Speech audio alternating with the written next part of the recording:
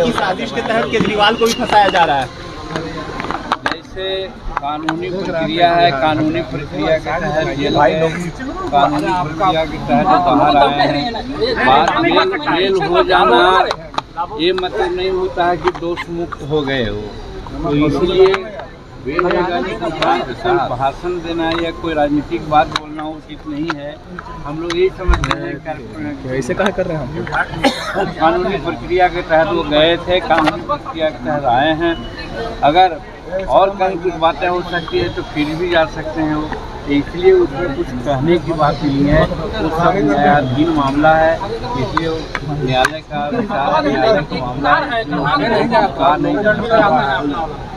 Sir, SC/ST का जो फैसला आया है सुप्रीम कोर्ट का, कैबिनेट ने भी कल बैठक की है और कहा है कि कोई क्रीमी लेयर यानी कि कोटे में कोटा नहीं हो सकता है। देखिए, क्रीमी लेयर और कोटा में कोटा ये दो बात है। हम भी मंत्रिमंडल में थे, हमारी बातें भी हुई हैं।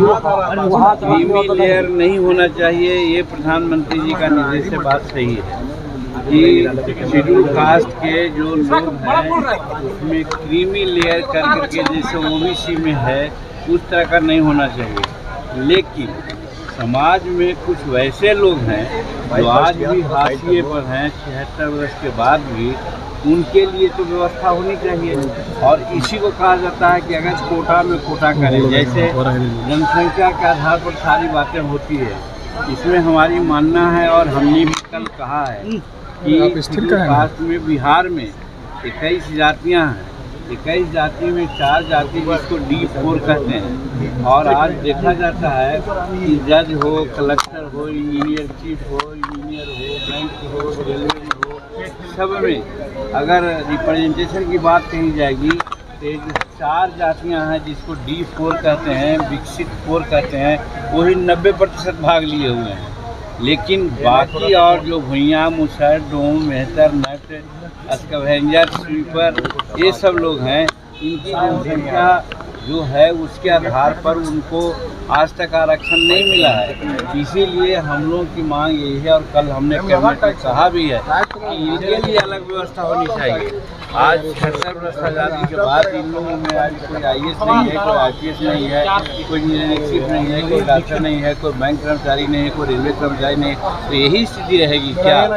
इसलिए क्रीमी लेयर की बात न कीजिए, लेकिन जिसकी जितनी जनसंख्या है उसके आधार पर उनको आरक्षण मिलना चाहिए। सर, चिराग पासवान का कहना है कि जीतन राम मांझी क्या? देखिए, इसमें दो बात कहाँ है, ये सामाजिक बात है, सामाजिक आधार पर आरक्षण उनका है। लेकिन एक दूसरी बात ये है, बाबा भीमराव अम्बेडकर ने कहा था कि साहब हर 10 वर्ष पर समीक्षा होनी चाहिए। ये बात क्यों नहीं करते दूसरे लोग? आज 76 वर्ष हो गया, 5 बार 7 बार समीक्षा होनी चाहिए थी, पुनर्विचार नहीं, समीक्षा होनी चाहिए। कौन आगे बढ़ा, कौन पीछे बढ़ा, ये बाबा अम्बेडकर ने कहा था। इस बात की चर्चा वो लोग क्यों भूल जाते हैं जो कहते हैं इस तरह की बात।